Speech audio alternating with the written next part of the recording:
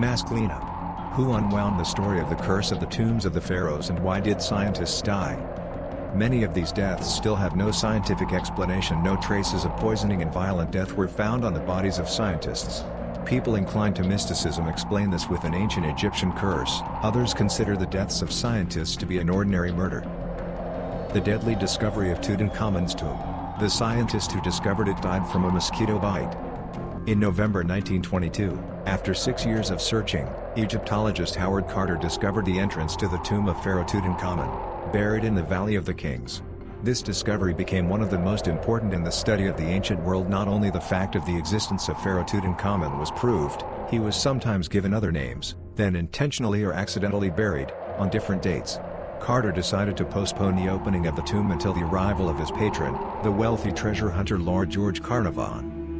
Immediately after visiting the tomb, nothing strange happened. However, in a few months, Lord Carnarvon will be bitten on the cheek by a mosquito. A common thing by the standards of Egypt, but Carnarvon, who had good health, almost immediately felt ill. The situation was aggravated by the Lord's love for a clean-shaven face. During bathroom procedures, he cut the bite side and Streptococcus got into the wound. An infection in the blood provoked severe erysipelas, and 2 days later, Lord developed pneumonia. On the 12th day of the disease, Carnarvon's internal organs began to fail first, due to suppuration. The tongue dried out, then one by one the heart, liver and lungs began to fail. After 2 weeks in a severe infectious delirium, Carnarvon died. He was only 56 years old. A month later, the millionaire and railroad magnate George Gould, a great friend of Carnarvon and a fan of ancient culture, died. Out of old friendship, he asked his friend Lord to conduct an excursion to the grave of the pharaoh. But upon arrival in Egypt, he almost immediately fell down with an unknown illness. He, like Carnarvon, developed a severe fever, which quickly turned into pneumonia with the failure of internal organs. The only advice of doctors was a referral to the Mediterranean coast, where the climate is better and the water and food are of better quality. But this did not save Carnarvon's longtime friend. Gould died 3 weeks later at the age of 59. The American newspaper The New York Times began to escalate rumors about the curse of Egyptian tombs on December 22, 1922. The newspaper published a report by Egyptologist James Brasted, who noted that Carnarvon entered the tomb of Pharaoh Tutankhamun cheerful. The comment to Brasted was given by no less well-known Egyptologist Arthur Weigel. He stated that if the Lord enters the tomb without respect and with laughter, he will not live 6 weeks. In general, a well-known expert on Egypt was not mistaken. However, apart from the fact that Weigel was a professional in a unique direction, in parallel he worked as a special correspondent for the British newspaper Daily Mail, and his reports on mystical events allowed newspapers to sell out in half a day. The mystics of history added 2 curious facts.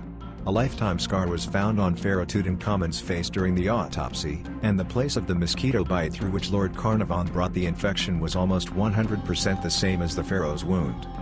In addition, Weigel and Brasted replicated the version that a few days before the tomb was opened, a royal cobra snuck into Lord Carnarvon's room and ate a canary bought by the Lord at the local market as a talisman promising good luck. Scientists sweep, almost 10 deaths in 10 years.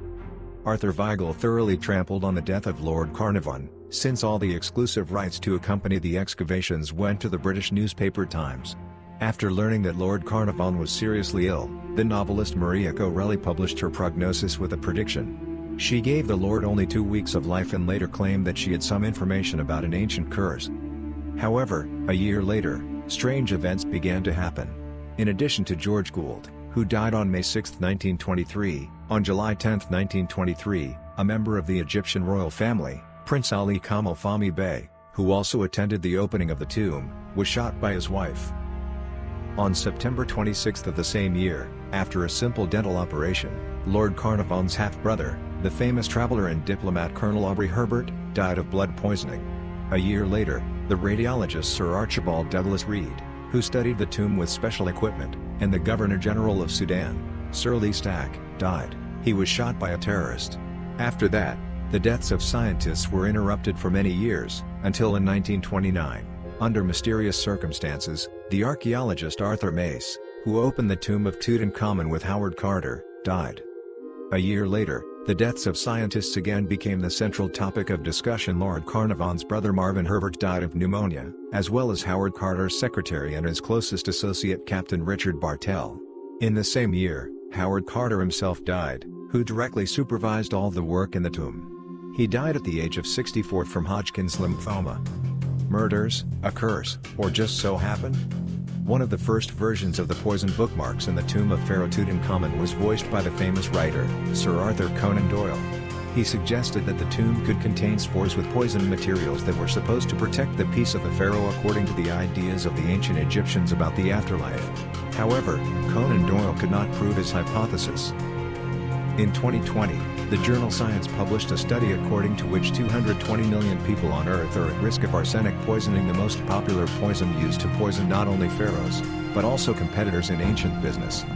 In some regions of the world, for example in the Middle East, the content of this poison in groundwater can lead to a cumulative effect and can shoot at the most unexpected moment. Another popular version of treasure hunters' deaths is fungus and botulinum toxin. Both substances, especially fungus, may not manifest themselves for many years, accumulating, like arsenic, in the tissues of the body in microscopic doses. Toxicologist and researcher at the British Royal Institute of Chemistry Andrei Patapchuk explained that in the ancient world, despite common misconceptions, they were able to work with poisons and toxins. Did the ancients have the opportunity to deal with what is now considered combat poisons? Yes, of course. For example, the suicide of Cleopatra, which, as previously believed, occurred from a cobra bite, is questioned.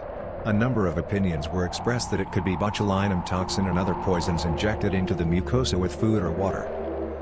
As for the protective systems of the pharaoh's tomb, it is worth remembering here in 2016, a concrete trap was found in the tomb of Pharaoh Khufu in Giza. But this is the engineering part.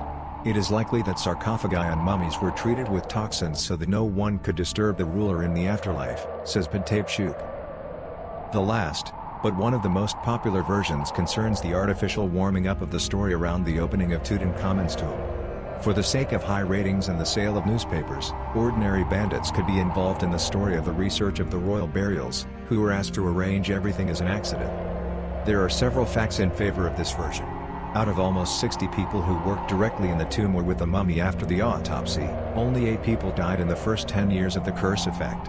At the same time, almost all of them, including Carnarvon, who, despite his good health, suffered from asthma. Even before arriving in Egypt, they were treated for serious diseases.